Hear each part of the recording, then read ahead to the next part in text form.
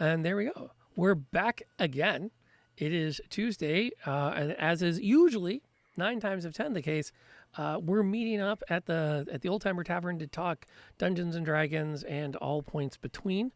My name is Rob, aka Lantern Noir, and I'm currently considering a rebrand strictly into Rob Noir, just because it's weird having people call me Lantern. Like I really want to get that moniker off of there, and I don't know how to do it yet. Yeah, it'll be hard for me. Yeah, I'm thinking on it, and so that's where I'm at. And with me, the amazing, the absolutely awesome Graybeard of Graybeard's Tavern. We missed a week, and so I'm rusty. You shake the cobwebs out a little bit, as one does. So, I mean, it's been 2 weeks. Anything major we want to get out of the way before we get rolling today? I worked real hard. Work's been dumb. Like I may be getting carpal tunneling, kind of harsh. So yeah. So no, I canceled pretty much everything except my game with my daughter and my Sunday morning show, Wilderness, which is an amazing game. And now we've got a bunch of the people who are like tavern regulars. They are the characters in the game, and the game is overarching. And so like now some of the characters have like progeny. Like we have a father-son combo wandering. Seriously? Yeah. Because there's like sometimes it's like 9 years of peace, and stuff. And then some things that you do and things that happen will give you plus 10 years until you have to retire. So characters age, and it's really cute because the artwork's all like suddenly you get little gray bits, in the hair as and happens. stuff. Yeah, I don't know anything about that.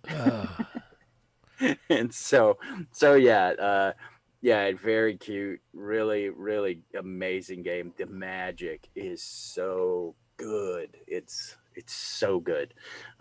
You infuse with items in the terrain and the things that are around, and then you can cast different spells depending on what you've infused with. And so like, there's a big hunk of rock, and you infuse with the rock, and then you can use it to create like a big discus. You basically throw a big disc of rock at the enemies, or you infuse with a fire and you lash out with fire and stuff. So it's what's around you. There's a tree, and so you can either make like splinter bark and shoot bits of bark at them, or you can make the roots and stuff, grab them and pin them in place. It's very, very cool. So yeah, it sounds it. I will. It sounds really spot on. Yeah, so I will be adding some of those thoughts now to D&D. In my future games. Yeah, definitely, I can see that. And there's a lot of like, that's a big part of what we do with gaming is we look at the games that we have out there. We're like, I can use that. I can pull that in and make something interesting and fun, and not necessarily terribly different, but different enough that there's that slight edge of homebrew to the world to keep people guessing and to keep it fresh. Because I do think one of the things D&D can suffer from is that I've read all the books, I know all the monster blocks, I know how to fight everything. Oh, look, a troll! Everyone, go get a torch. And so forth. So there's some room to kind of say, oh no, this is not your garden variety of troll. This thing's different. You don't know how to beat it. That's I have done that, for instance, in mine. I in my homebrew world, trolls are one of those creatures that they take on the properties of the environment they live in. So like mountain trolls become very scaly and hard to, they basically become stone skinned, or river trolls become slimy, and you can't start them on fire and stuff because they're part of the river now and stuff. So that's good. That's good stuff. Oh yeah, it's well, it all started in my friend painted up some Warhammer models back in the day, and he painted some like river trolls and some like mountain trolls. Like he put on the bases like water and slime and stuff. So I was like, yeah, why not have trolls be like that? And also, it came from the Shannara. I think it was the Shannara series, Elfstones of Shannara book series. The trolls there were mountain trolls, so they were all like made of stone and lumpy, and they lived only in mountains. So it's all good. Got to have some fun with trolls. Absolutely. Well, I think when we talk about things we want to take, going like diving right in on the topic for the week, Mm-hmm. things we want to pull from other RPGs or other sources that we've seen over the years that we would like to see them consider and bring into 6th edition Dungeons and Dragons, which we know from the cycle of editions is not far out. Yeah. We know it's actually pretty close. I mean, it's been what, 6 years? Yeah. 5 or 6 years? Well, we know that they're done. They've got all the base rule books out. Yep. So now they're just publishing source adventures and whatnot. So they're in the home stretch. Yeah. At this point. Yep. So yeah, that's. I used to always say, how do you sell more? How do you sell more books? Gaming books? Break the rules of the previous books. BattleTech, for one, was a really bad one about that. Oh God. Well, that's the thing too. Is I remember BattleTech really suffering from the power creep because you had to have the latest greatest book because if someone brought a battle mech out of that book, the balance was broken. Right. And Exactly. they didn't do a good job explaining that. No. The clan wars. Ooh, they just came from somewhere else and they have new technology. Oh well.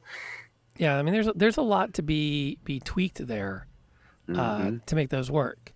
So before we get into our wish list, let's set some ground rules. All right. What are some ground rules? As long as I can have my changeling, I'm happy. Okay, Dante, that is your truth. I will not argue that with you. Played since 4 or 5. Yep. Changeling, yeah, that's a thing. What are like the base ground rules for what makes what do we have to keep / not change? Yeah. So to still be D&D.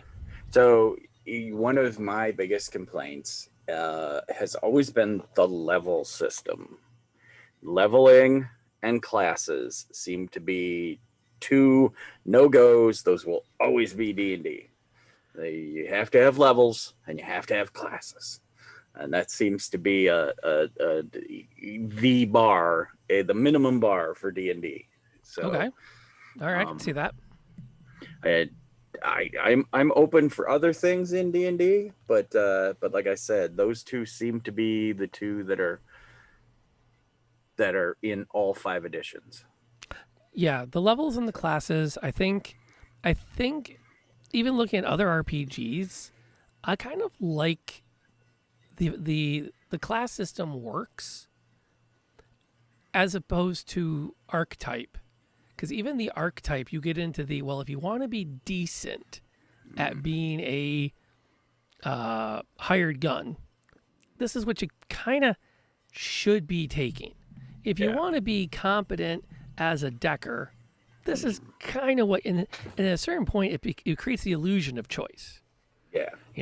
I can be any kind of decker I want. Well, yeah, but to be good at it, here are the abilities you should be looking at, and here's how you should probably be trying to build your character. So you end up with that kind of a class system, even when you don't mean to. Right. And there aren't a lot of heavy mechanic RPGs that I can think of that don't have classes of some kind. Well, they're not heavyweights is the thing, is because most people are used to video games or D&D, and so those two, it's I level up, I become more powerful, ha ha ha. A lot of the outer games, the indie games, and even the what used to be big games have some that are skill based systems, like completely skill based, and so that's sort of another route to go. But now, if you get into the skill, like I'm thinking Shadowrun, if you get into those systems that are skill based, how much choice do they really have when you think about how you're going to play your character and what your part in the team is going to be, versus, well, my job on the team is to be the face man, so I need these skills, Right. and I need to put my karma into these skills, and maybe I have some side things I put some points in. Yeah. But I mean, that's what I mean. Is like, is it really that? Or would it be that radical if Shadowrun X Edition said, Yeah. okay, here are the character classes. Yeah. You're a decker, you're a face man, you're a samurai, you're a hired gun. Well, and that's what I've always said about Shadowrun is it says it's a skill based system, but it really, you can't have magic unless you have the right stuff to have magic. You're beginning, and this is going to sound weird to anybody who's never played Shadowrun, but your A through E's choices are really good. Yeah, they're really gonna make some of those things very viable. Like, for instance, if you're gonna be a wizard, you are not gonna take your what's it called? Oh, your money. You're not going to take your, that is not going to be your A slot. It's not going to be funds, where if you're the face character, you could be like, why, of course I own an island. Put it on my tab. Yes, I'm Bruce Wayne. I'll just buy this hotel. Thank you very much. Yeah. So, okay. The other thing I think that is we cannot touch and still be D&D are the 6 stats. I think that's also in that sacrosanct. In every edition since Blue Book, Yep. You've had your 3 base stats. You've had your 3 physical, your 3 mental. Yep. You've had your basically your brawn, your flexibility, and your staying power. Have always been like the 3. Yeah, and then your intelligence, your book smarts, your world smarts, and how charming you are. Well, though comeliness popped in there for a bit during second and then was hucked right out the well, and they had that as a stat. They also tried the split stats, where you had strength was broken into 2 stats and dex was into 2 stats, and because they tried to separate that you might be wise but not critical, I think it was, or something like wisdom was broken down, or intelligence was like the speed at which your brain works, versus how well you really do advanced thinking. So like, you could get an answer really quick, but it might not be the best answer that someone that's highly intelligent who had just more time for. Right. And I could see them maybe creeping that back in as an option. Yeah. But I don't see us ever getting away from the 6 base stats. Yeah. I also don't think hit points or armor class are going to go away. Yeah. Yep. That's true. My biggest disappointment with 5e was that they upped the hit points of monsters. I was very excited when I was like, I'm a barbarian, I'm first level, I got like 12 or 13, 15 hit points maybe, starting off the bat, and my axe, I'm going to be doing, an average of 9 or 10 points a round, and I hit the first goblin, and I did 12 points to the first goblin, and the DM was like, okay, check. And I went, wait, time, 15-yard penalty, wait, whoa. I did 12 points. How is he not dead? How is not like him and 3 of his buddies all dead? It weirded me out and freaked me out. I really thought that they were going to try to speed combat up by making, monster hit points lower, and then having like BBGEs, like, because they had minions in 4th. And so I thought in 5th they'd have, it be a little more down and dirty. I'd like to see the return of minions. Mm-hmm. I think minions was a really like. There's nothing stopping me from using minions in my games, Mm-hmm. except for the fact that there's not as many area of effect abilities like there used to be. I mean, 4th edition had a lot of abilities where it was blam, you take out everything around you, or you take out X number of minions equal to your dex modifier. And it was geared around the idea that for certain parts of the fight, you were like epic action hero carving a path. Each unto himself was a whirlwind of doom. Yeah. So that is going to require them to go back and like relook at some of the feats and powers to facilitate taking out hordes of minions, because minions can do a lot of damage. Yeah. If you don't manage them. In 1st edition, fighters and only fighters could make attacks equal to their level in hit dice. So if there was, a bunch of kobolds who were half hit dice creatures, you could do, 8 attacks if you were a fighter. That was some ancient goodness. Wow.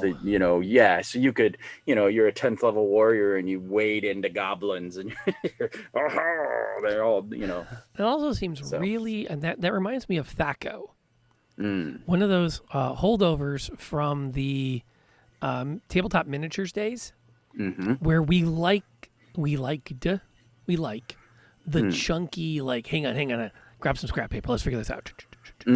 All right, got it, let's do it. Kinds of moments where you're thinking about all the different things you got to get on the table, calculation-wise, that they've moved away from. And I think I don't want to see THAC0 come back. No, me either. Me either. I don't think we need that number. No, this was that was one of the best bits of 3 was armor plus 10. That's your AC. Go. I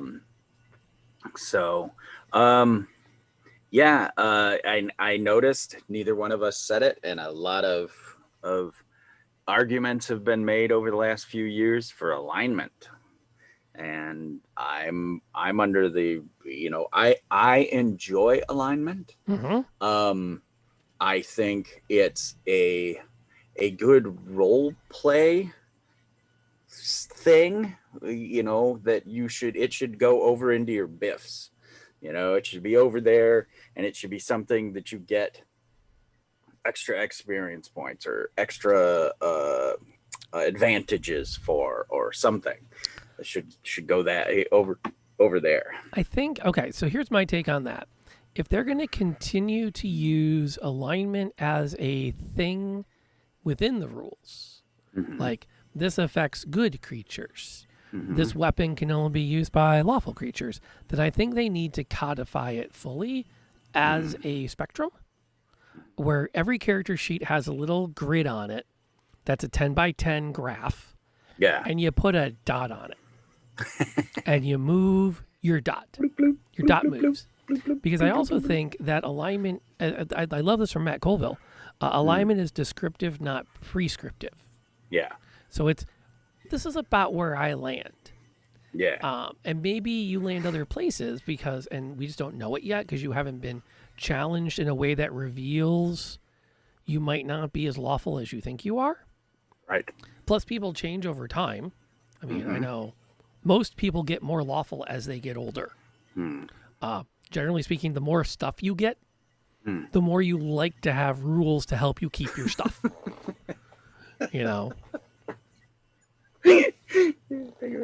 Okay. Yes, I agree. I'm just saying. I'm just saying. I so agree. The people who are most like Robin Hood's got it are the people who don't have a lot for. When you shift into the crap, Robin Hood be coming after me. I am no longer the recipient side of rob from the rich and give to the poor. It's like I'm not chaotic good anymore, man. Okay, so Dante pitches, if you're chaotic, you get a buff to, say, a bluff check. I don't know if I would go that far, but I just think let's get alignment off of these hard and fast lawful characters do X, neutral characters do Y, chaotic characters do Z, and get on to it's a split, like gender, it's on a spectrum. There's extremities. So Yeah. like your lawful good paladin who's going to be up at like 5'5" is different than your typical citizen who generally, I think, falls around 1-1. I think people generally are lawful good people. On average, you're Joe Average. Yeah. He has his chaotic moments, so he's not way up in the corner, but he likes his rules. Yeah. There's a duffel bag full of money sitting in my yard with no identification. Now, see that's the moment. Now, a lawful person could still keep it. Yeah. Mostly. But that's that. Like, I like it. I also think I would love to see them do this in a DM's guide or in a player's options guide. Yeah. Is a nature and demeanor mechanic. Yeah. And for those not familiar, in Vampire the Masquerade and all White Wolf games from the 90s, your character had a nature. That is like what drove them to be. And there was like a list of them, and source books came out with more of them. And the idea was this was like who they were at their core. And then they had their demeanor, which was taken from the same list, but it's how they presented themselves. Right. And you got willpower points that you could turn into instant successes and power your superpowers by consistently making choices within those. Yeah. I don't know if I would go so far as to say we need to get to that level of codification. Yeah. Maybe you can hold up to 4 points of inspiration. Right. And then you get fed inspiration based on choices that are detrimental to the party, but are within your nature demeanor. Right. Something to do. Yeah, that. I really think that it would probably be. Yeah, I like I said, I would slot them in kind of in the Biffs area that you can get, by role playing these things, you get advantage or whatever, and I think too, like you're saying, there should be a spectrum so that those can change. So like the DM can say, okay, I'm just going to say, I feel that this is an evil act you're about to commit. And if you do this, I do want you to change your alignment, or you are going to be perceived as this alignment, Nature versus demeanor. Exactly. Exactly. Dante also brings up the idea that Vampire the Masquerade storytelling systems tend not to have classes. Yep. I give or take. I think that even within the storytelling games, you still had very popular archetypes. And the minute you get your archetype, you've got your class. Yeah. Again, that it's all about the mechanics that then go with that, is what I would say. I mean, you can call yourself Napoleon, all you want, but Napoleon in a cage fight is not a fighter. It's just that kind of thing. So yeah, I think it's when the mechanics then are connected to it, like, because you are this archetype or this class, you get X, and then as you level up, because of your class, you get X. That's the very codified mechanics of classes, which I like in a lot of ways. Like, one of my struggles with storytelling games was coming up with good challenges later in the game, because people would start pumping their experience into fleshing out their abilities. Yep. And what went from a group that had 1 or 2 powers that were, kind of butch, now was a group that had 10 or 15 groups that were crazy butch. Yeah. We're still talking alignment here. Jeff popped in to point out an attribute roll to go against your alignment, such as sanity. Right. I I'm not against it. I think sanity, however, in the game space has been taken up by the Call of Cthulhu crowd to have a very particular meaning. I might say something like a willpower stat Yeah. that represents your ability to kind of like push against perceptions. Yeah. Maybe tie it as a wisdom or charisma ability. So, one of my suggestions to go Okay. into maybe a further addition kind of ties into this. It's the traits from Pendragon, and they are opposed. I know I've talked about this before, but it's such a good bit that it really works. They'd have to be changed up for different settings or scenarios, but for medieval, it's really because it's like chaste and lustful and worldly and religious, and they're opposed traits, and together they equal 20, right? So if you are Hmm. very boastful individual, and you have 17, then you would only have 3 in humble. And those are the stats then that you had that you can that you roll when you need to be humble or chaste or valorous or whatever. That's your stat. So, and when you get to 15 or above in that system, you are renowned throughout the realm for your stat. So if you're a 17 suspicious, like Sir Ralph was, Rolf with an O. Sir Rolf was, I loved playing this character. He was an NPC, and I loved playing him because he had a 17 suspicious. And so everything, everybody and everything you met, don't trust you. I don't trust you. I don't I've trust you. heard of you. Exactly. Yeah. And so people are like, don't say anything around Sir Rolf because, he will tell the king he's suspicious of everyone. You know, No, I think there's room for that, and I yeah. think the thing that worries me personally about the alignment stuff, and alignments, I think alignment is probably more controversial Mm, in Dungeons and Dragons circles than any other single topic. right. Just thinking back over the decades of playing, it has always been like the conversation has always been Mm, about alignments. Is that when we codify it too much, it becomes a way of putting players on guardrails.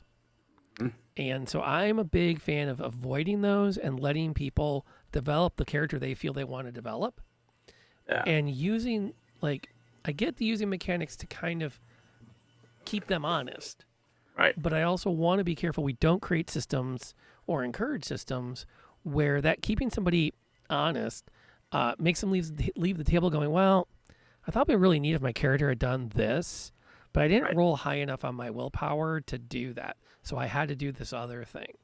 And that's what's again in Pendragon. They never take the agency away from you. You can always go, no, nope, that's not it, and you'll lose a point to one and add a point to another if the situation calls for it. And in some situations, you can lose up to like a D6 of something, one way or the other. Dang. Well, like, I mean, if you're chaste and honest and whatnot, and then you murder someone and then lie to the king about it, Okay, you yeah, know. I can see there's some fallout from that. But it never takes the agency away from the players, and that's kind of cool. I liked it. I don't think D&D necessarily needs it that broken down, because D&D is more of a fantasy thing, and this is obviously in King Arthur's time, it works really well. But it does work for some other games that have more realism, I guess. They're not as fantasy, where people act like, you know, people are in a very homogenous society and they act X. You know, it works well for that if you have that kind of thing going on. So yeah, so I prefer, kind of like you're saying, a shifting morality situation where, like I said, I would put it over in Biffs or something, so that you can you get a bonus for playing to it. Particularly, like you said, if it should be like a bigger reward if you do it and it negatively affects the rest of your party members. So That works. yeah. That works. Dante's back again. See, D&D reflect the spectrum exactly, and we were talking about that earlier. The idea that people can have moments where they lean lawful because it's logical for the character at the time. Yep. And again, I often go back to the arguments of alignment is best when it's a descriptor like hair color, and works worst when it's something that gives you abilities or limits your actions like character class can. Yeah, I don't think it should ever limit. It should be a big moment, like the end of the movie Seven. What's in the box? What's in the box? I mean, that is a huge character moment, and you're like, oh my God, is he gonna abandon all he believes in for this? That's huge. And if you don't have those situations or those descriptors, like you're saying, the character growth isn't necessarily there. Because you're like, I can. That's why I've always hated the chaotic neutral of the past, where it's like, man, I could do whatever I want. Well, and that's what I love about playing with Lenarius is she took chaotic neutral because she saw herself as someone that really isn't good or evil, and tends to kind of like follow her whims, and doesn't really believe in a hard set follow the rules all the time. She's kind of the other side of it, the what's right in the moment. Yep. Now that doesn't mean she's chaotic stupid. Right. And I actually kind of talked to her about it. So monks aren't generally chaotic. So let's figure out how you're a chaotic monk. Like, how does that happen? Right. Let's see. Class is not important. Definitely need that. Yes. And you know what would be neat, I think? I would like to see them do more of because Crimson brings in that certain classes like paladins, clerics, and warlocks have a lot tied to their faith or their pact. I think I would like to see, personally, if they're going to go that route, play up that patron a little bit more without making me sift through pages of deities. Yeah. Like, give me some better rules that we can all agree on about expectations from the deities more than just you need to stay within your alignment. So a Paladin of Hospitality that RJ's playing in the Wednesday game, which we're going to continue next Wednesday. Give me 5 things he is expected to do as a devotee of the God of Hospitality, and give me 5 things he is forbidden from doing. Yeah. And then make it very general. Like, don't give them a bunch of names, or give them like names like, or examples from all the different worlds that we've played with, so that guys like me who love to homebrew the lore can go, okay, yeah, we're gonna grab the God of the Sea and we're gonna call him Bill, because that's what I want to do with my gods in this world.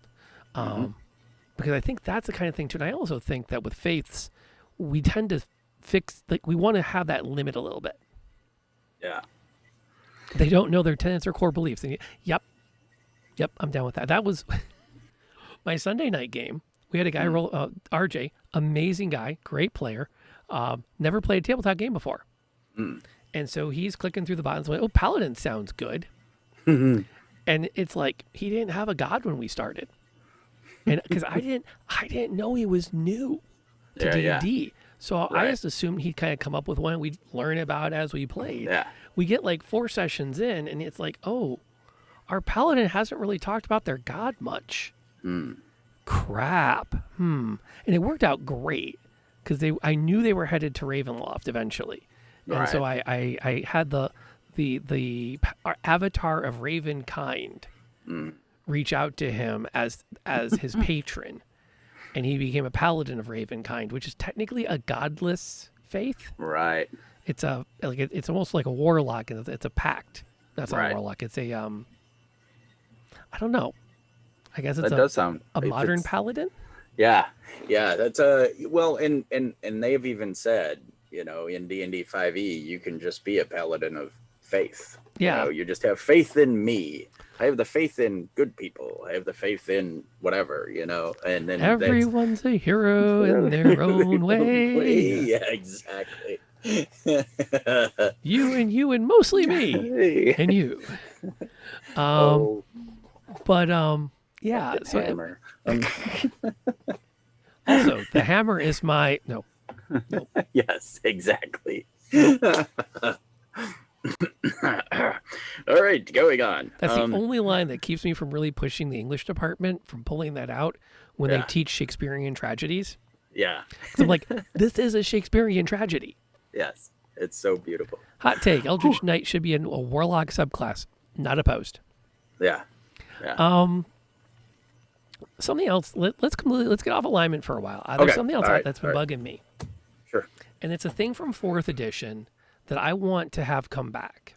Oh, okay. And that is everybody has something cool to do on every combat turn besides basic attack. I've been playing a lot of Solasta, so I've been playing a lot of turns of combat. And I think about the games I run, I don't get through that many encounters per rest usually. Right. So it's very rare for my players to be locked into, yeah, everyone's like, yes. It's very rare for my players to be locked into, we're out of spell slots, or, we better not use any major spells this combat. Right. But playing Solasta, I'm like, there's some fights where I'm like, I'm just going to muscle through this and just hit everything with basic attacks. And my fighters shine because they're just, blazing away. And my cleric is over here going, and bonk. Yeah, exactly. Bonk, bonk, bonk, bonk, bonk. Yeah, bonk. and it, like, the one thing I really dug about 4th edition is you had lots and lots and lots and lots of stuff to pick from that all sounded really cool, even if it was still kind of like not. Yeah. A lot of people out there, who the guys who have the big D&D shows, a Like lot us. of them, yeah, of course, have said, and I agree with them. More options. The more options you have, the better in certain things. If they were written into the 80 pages of combat rules that we already have, but they're more options for everybody. Yes. Cries in cleric main. Yep. Laughs in spiritual weapon. Yep. Mm-hmm. Well, and the MVP of Solasta is Spirit Guardians. Oh, That thing is just, it's a 3rd level spell that's better than the 4th level spell of the Phantom Guardian. Yeah. I'm saying I played Out of the Abyss, and I was a dwarven cleric, and I had the buzzsaw of death going like every combat. That just you got that buzzsaw around you, and you just wander through, Yep. shredding everything. I actually had a debuff based defender on City of Heroes with Whirlwind, and it was like, okay, I'm gonna pop my Whirlwind, and anything within 20 feet of me on any side could not hit anything. Exactly. It was one of my favorite things to do. AoE damage that counts as difficult terrain. Amen. But it's just like, I understand the spell slot system. I know where it comes from. I don't know if D&D is ready to go back to 4th Right. and abandon the spell slots. Yeah. But I feel like one of the things I would really like to see, I did say City of Heroes. Many hours on City of Heroes. Many great characters on City of Heroes. The Kill Kelly Kid remains one of my favorite characters ever created in any context. She was an exchange student from Kilkelly, Ireland, who also had powers, and got called the Shamrock officially. I see. That was the name that everyone else called her. But if she ever asked her name, she said, "I'm the Kilkelly kid." Mm. Well, we're going to call you the Shamrock now. It fits in better around here. Yeah, but that's not my name. That's not my moniker. Exactly. Spell slots of pros and cons. I think they're really limited. It's my back. My sons and I still play. Oh yes, I've seen they've rebooted it. Oh, nice. Indeed, yes. Thank you, Jeff, for reminding us to get back on topic. But I think about games like Shadowrun. Is one that I've spent a lot of energy talking about. The magic system is one where you can keep doing magic all the time, and there are mechanics to go, okay, you're starting to push what your body can handle. Right. And I get that's kind of how spell slots work, but then we have to have more cantrips with bite. Right. To balance that, so that at no time do I ever kind of go, meh. Well, I did enjoy the cantrips. A lot of them automatically jump up when as you go up in level, and it does. In my every campaign I've run, they seem to go along well enough that as they get bigger, that's about the damage that they should be. For where you're going. Yeah. Some games like Zweihander, Warhammer Fantasy Battles, those kind of role play games, their magic is based on magic is chaotic and weird. So if you fail, bad things could happen. I don't think I want that for D&D. I think I do Right. like I am a wizard, this is what I do. Mm-hmm. I am a cleric, this is what I do. I like that. Yeah. But I'd almost rather see something like, if you get to a certain point, you start to maybe take hit point damage, Mm-hmm. or some other kind of mechanic to say you're starting to push the envelope for what you can do. Right. It's time to slow down for a bit. And what was cool with the encounter in Daily Powers in 4th, you knew every fight you had something awesome to pop. Mm-hmm. That was a matter of timing it. Right. The dailies were the oh crap button, or this is the perfect moment. Pop it. Right. Use your daily now. You're never going to get another chance to do this kind of thing. Right. But that encounter powers, I'd like to see them bring back a bit. Right. Non-lethal damage that can knock you out, levels of exhaustion, stuff like that. Yeah.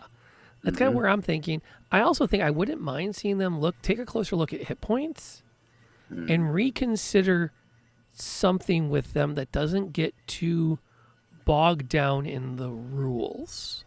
Because that's the other twist with hit points. If you start doing things like at half hit points, you start taking these damage penalties or these attack penalties. You're adding mechanics. Right. And what I like about Fifth, I don't know about you, Gray, is its smoothness. Yeah. Yep. I mean, I have always, and this could be a long hit point conversation, but I have done a lot of combat, and hence I enjoy describing the combat and making it very visceral and stuff. And but if your body is taking so much damage, you have to kind of think of hit points as a weird exhaustion, as your willpower, as your verve, as it were, and eventually you just can't fight anymore. I think that's probably a better way to think of hit points, because if you think of it as just, how you can take psychic damage and it takes off of your hit points, so it can't just be body, it has to be all of you, your essence, as it were. No, I'm not. Are you familiar with the Genesis system? Edge of Yeah. Empire, Force, and Yep. Destiny? Yeah.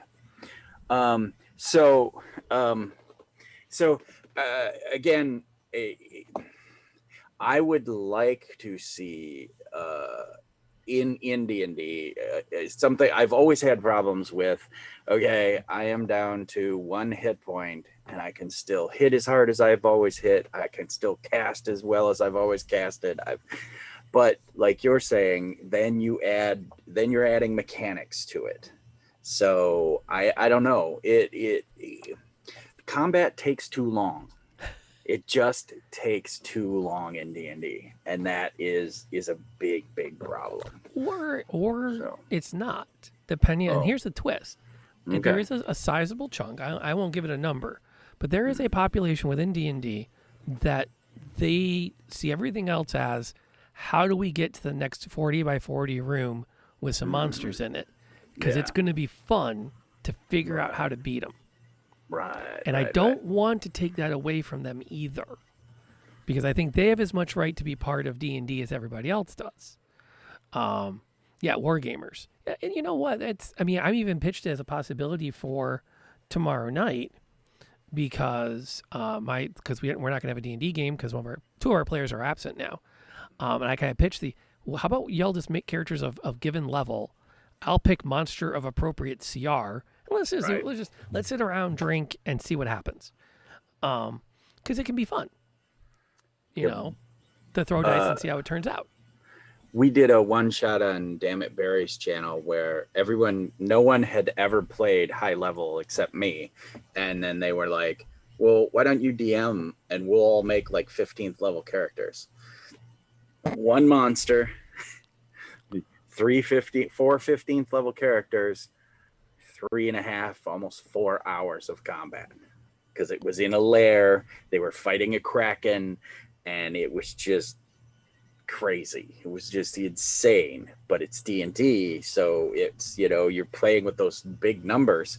And like I said, it was one combat, 4 hours, and I pulled away from stuff in the combat because it was when we were only supposed to be 3 hours, and it just kept going. Okay. Yeah. Before we take the suggestion from Crimson about, and I acknowledge Dante's comment about liking short combat, but being guilty of analysis paralysis. That's legit. Yes. Before we take this thing about the other classes, let me pitch this at you. What if we did this? You have your hit point total. At hit points 0, you are now open to lethal damage. The next hit, you're done. Yeah. And then if you go to negative, and as far as you get to 0, the exception is if you pass 0 by more than your con score. Yeah. Then you're still dead. But the idea that it kind of like plays a bit more into the idea where it is that wearing of down, you're like exposing the enemy. Right. And so in theory, there's no one shots unless you really hit them hard. Right. Which you could still have. But for the most part, you have that like, okay, we've had our combat crap. Now it's serious. It opens up some doors for them to go, oh, I'm going to take a knee. I'll bend the knee now. I'm going to put drop to a knee, put my weapon up, because it's like, okay, I'm going to die if I keep this fight going. Yeah. Yeah. It is, you red book, you hit 0, you're done. There were mechanics along the way. There's, where it's, to negative 10 hit points, if you take more than half your hit points in a single blow, it's system shock roll, and you have to roll to see if you're, if you just collapse. There's been mechanics and there's been stuff in it. It's the old cartoon, my in a Dragon magazine. If ever I find it again, there's a barbarian and he's just peppered with arrows. He's tied to a tree and he's just peppered with arrows. And there's like 3 soldiers there with longbows and a sergeant who's got a tally sheet. And he's like, no, he's still got like 22 hit points, and then So it's really, it really depends on what you want to play. I have a buddy who is like, I play D&D to not be me. I play D&D to be a superhero, you know, a fantasy hero. What I'm gonna say, and what I've always said to him is if you're unbeatable, well, where's the fun in that? Oh yeah. If you're not risking something, are you really a hero? You know, when Superman shows up, and I know I've said this before, when Superman shows up at a bank robbery and the bank robber goes bang, I mean, Superman's not really much of a hero because nothing there can hurt him.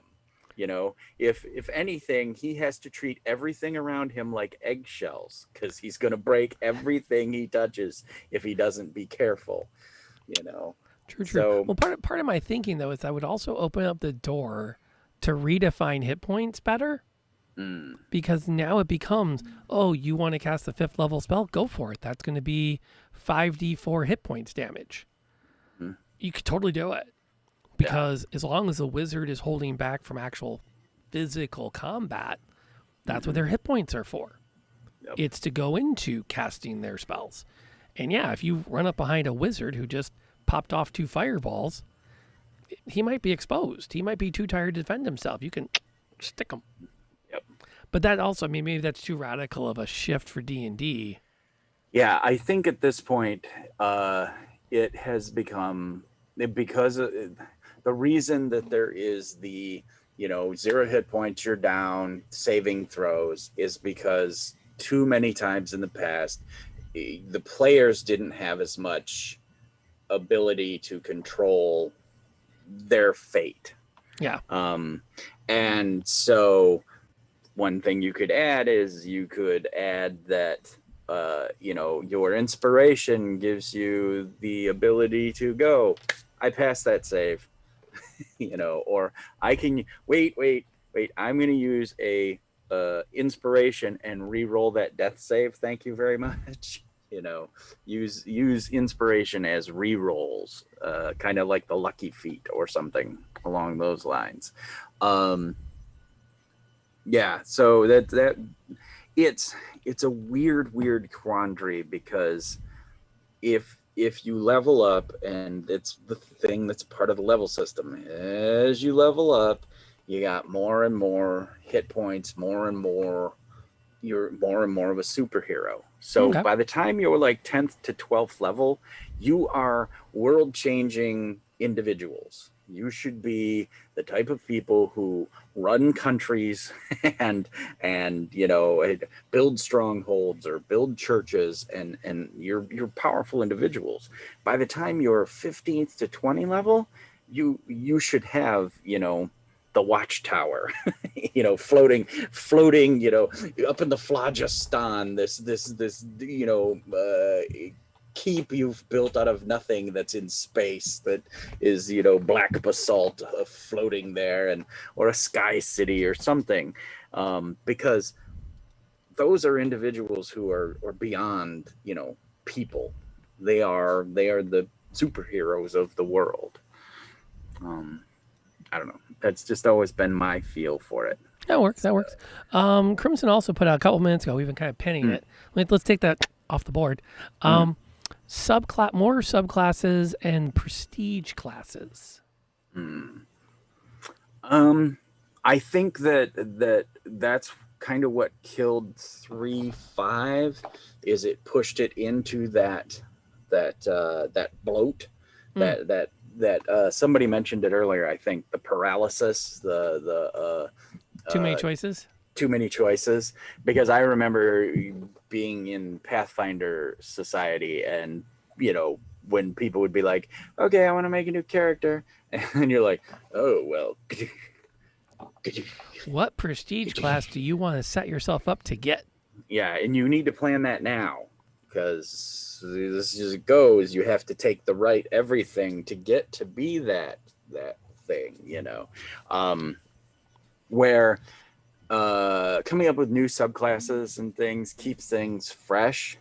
I think that I think that's always going to be there. That was one of the things we said would never go away.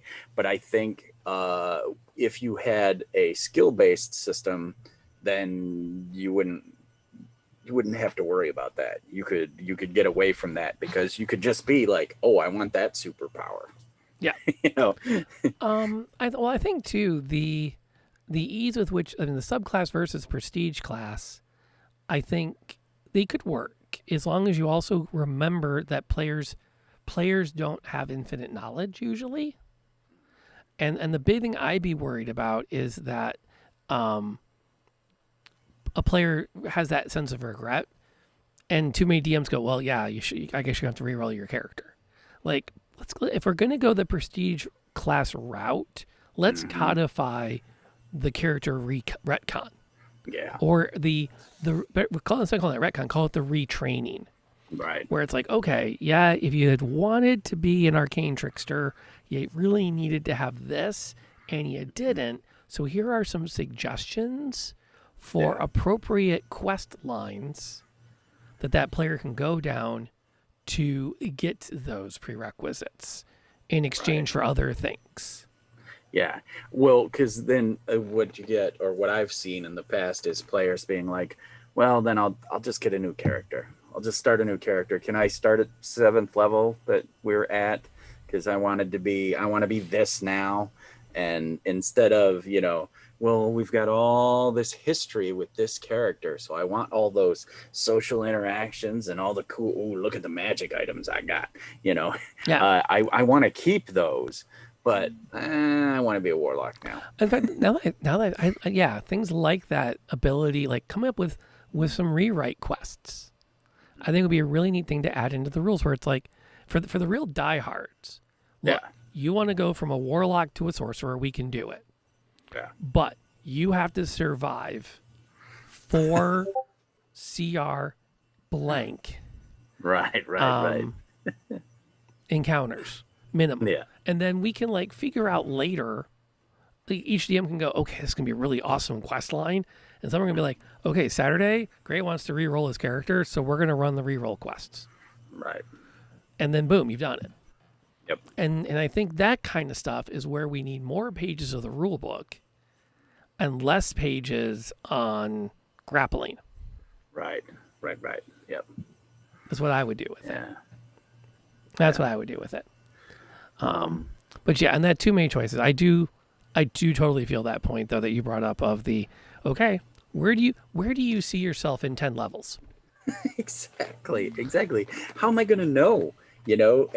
And what I've seen in the few campaigns that I've watched over the past 5 years or whatever, is when people go along and then they want to change their character, they'll add a multi-class, and then you're like, okay, but now when you get to be like 15th or 16th level, oh, I spent those 4 levels monkeying around with warlock. Now I can't reach the top level with my barbarian, so yeah.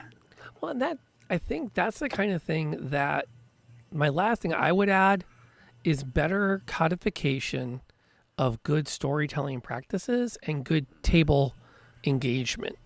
Yeah. Like, explain to people, put in writing the things that we talk about, like on the show here, that we've learned over the years that never seem to get in the rule book in a way people read. Right. It's always lost in these really dense treaties on role playing. But things like, your players aren't going to know at level 1 what they want to look like at level 10.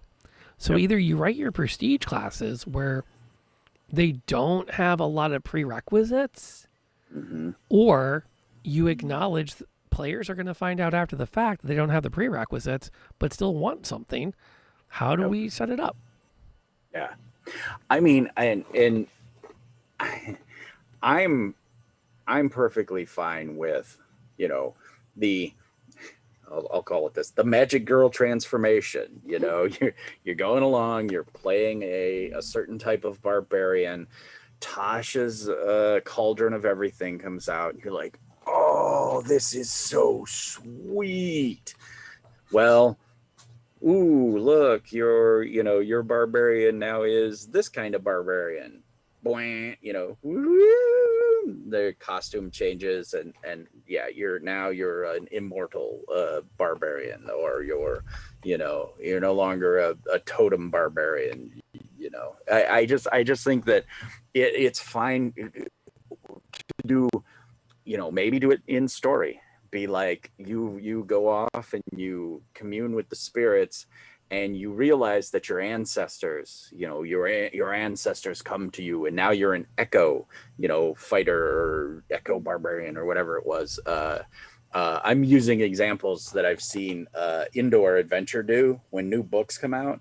A lot of times he'll let players do some retconning with their stuff so that they can show the new things that are happening in D&D, so people can change it up. And it's really been nice to see how he, is able to like introduce a new switch to it, where, okay, you were this kind of barbarian, well, we'll write it in this story that, like I just said, your ancestors come to you, and you commune with them, and now you're this kind of barbarian.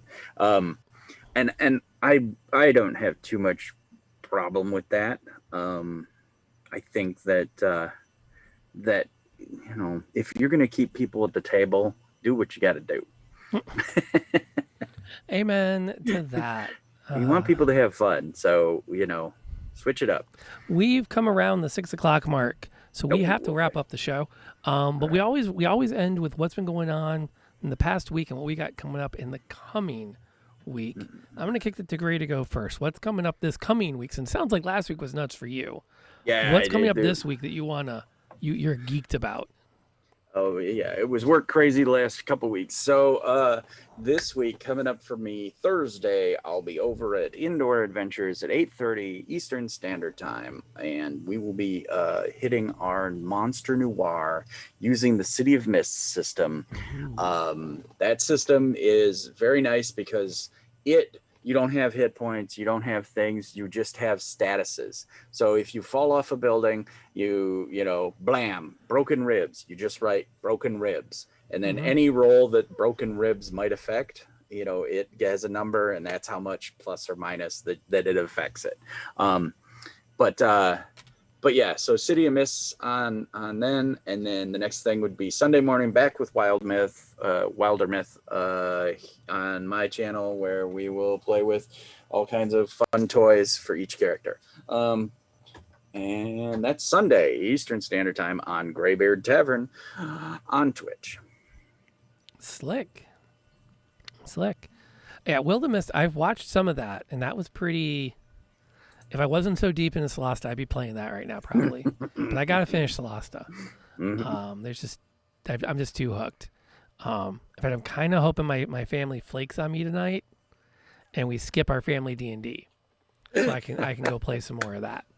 But tonight's supposed to be our family D&D night. We're playing through Dragon Heist. And we didn't play last week, so we'll see if this week works out. And then Saturday this coming week, we have our monthly game of Candle Keep gets together. They're gonna finish Shemshine's bedtime rhyme, and probably take a little longer than usual for it. And I think we're just gonna do a monthly one shot. So we'll meet less often, meet a bit long, because one of our players is in Sweden. Oh, that's so we right, have to watch her schedule. Right. So we've been able to kind of make that work. And then Sunday we're continuing with Curse of Strahd. This last week was a little rough. I haven't gotten the VOD posted to YouTube yet, but if you watch, I'm going to admit the first 2 hours are a little draggy, because they were trying desperately to find something to do besides go to Ravenloft. Oh, like they've done everything. They're like, this is it. We've collected the MacGuffins. Yeah. We have to go. There's only one thing left, and it's probably in the castle. I guess we got to go. And it took like 2 hours to drag them by the nose across the drawbridge. And now they're in it. Oh yeah. And way too trusting. And that's a little bit on me. I was a little bit of a bad DM. It happens. Well, because he spotted a suit of full plate mail. He went, does it fit me? I thought, he's a human paladin. Strahd was a human. Yeah, sure. It fits. Yeah. And he's like, okay, I'm going to put it on. I'm like, okay, you're going to start. And plate mail, I know plate mail. Plate mail takes like 30 minutes to get into.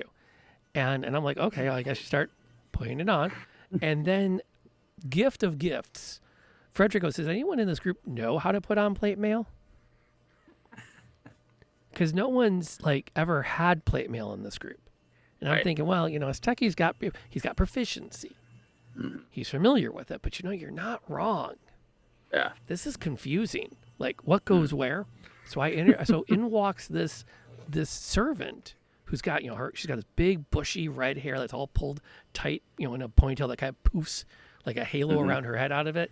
And Lottie, what do you be doing there? You cannot just be slapping things on left and right and willy and nilly. No, like, strip down to your skivvies. Let's do this right.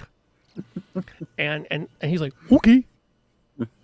and then she's like, okay, no, walk across the room. Let me see you walking in it so I can see that it fits right. Give me his shield. He doesn't need to be walking about with his shield like that. And the fighter rolls his wisdom save and misses it. Right. Like, okay, you're gonna go get that shield down, and you're gonna walk back outside of that aura of super non-charmy protection. And then you're gonna give the girl the holy symbol of Ravenkind off the shield. Oh no! And they're like, what? And the wizard goes, I dive for it. Like, you grab it. And then the woman reveals herself to actually be Strahd polymorphed. Oh no! And then he pulls it free of your hand. Opposed strength check. She rolled really well. I was really shocked. Yeah. And then he disappears in mist with it. And I felt a little guilty because at one point Frederick goes, I want to roll an insight check. Boom. Well, that's a good insight check. Is she being honest? And I said, she sincerely wants to see Azteki correctly wear this armor. Yes. And that was the truth. Yes. She also wanted him distracted so she could rob him. Because Strahd's not an idiot. So painful, but so good. Yeah. Which, now that I've relayed the story, I might retcon that as one of his vampire minions did that. It feels a little weird having Strahd be that circumspect. Right. So I know it's going to come back to haunt him. Yeah. And it was right at the end of the session. But now they're like, oh, crap, we got to go get it now. So now they're back on the hunt for the MacGuffin. I do have my Grognard game coming up that is not broadcast or streamed, but it's amazing because, again, between all of us, we probably got 100 years of gaming under our belts. And last time they had this great reunion between this multi-billion trillion gazillionaire scientist and his daughter that he had saved, and they were reunited. And then the captain warp drive them out of there, away from the corporation. So basically they've pseudo kidnapped this gazillionaire. Basically they grabbed a nice guy, Jeff Bezos, and ran off with him. So now they're going to be chased by megacorps and the rest of the universe for kidnapping. I love them so much, but you never know what they're going to do. You never know. Those are the best groups. If you've been listening to us on the podcast, thank you so much for downloading. We love having you here. If you consider that you've enjoyed the show, or if you have not enjoyed this one, but you enjoyed previous shows, or you're just a kind person, maybe leave us a review on whatever platform you downloaded us off of. Those reviews help other people find this stream, this podcast, and kind of help get the word out that we're doing the thing. Go ahead, Gray. Sponsors, absolutely. I was getting there. Okay. We are partnered. Well, it doesn't hurt to remind me that this gray is real. It's not just painted on for cool looks. Because let's be honest, it does look fabulous. Indeed. But we are a part of the Inverse Genius network of podcasts and content creators. So if you check out inversegenius.com, you'll find all kinds of great content creators there covering board games, role-playing games, and everything in between. We are also sponsored by SweetSteam, sweetsteam.com, which is an amazing steampunk-inspired chocolate company. And I don't know if I've mentioned this on the podcast before, but if you use the code STEAMNOIR at checkout, you get 5% off your order. So you get amazing chocolates with steampunk themes. I happen to have in front of me a butterbeard which is a effervescent butterscotch flavored chocolate. I know. And they do ship, and they will ship during the summer with ice, so your chocolate does not melt in transit. So Steam Noir would be a great code to use there, and it lets them know that you heard about them through us. Aside from all of that, thank you for the download, and we will catch all of you next week, belly to the bar for another happy hour. Now, if you're here live, we got to send you somewhere to chill out because unlike the coronavirus, sharing is caring when it comes to streams. And I know exactly where y'all are going. Nightlight Night just came on a few minutes ago. If I can get her name right. There she is. It says she's just chatting, but she's planning on going and playing some Legend of Zelda. She is an amazing voice actress. She is an amazing gamer. She's been at my D&D table before, and so that's been a lot of fun to have her there. And you will have a blast hanging out with her. She is just an all-around great person. I may or may not have invited her to join in my next Wednesday night campaign if her schedule allows it.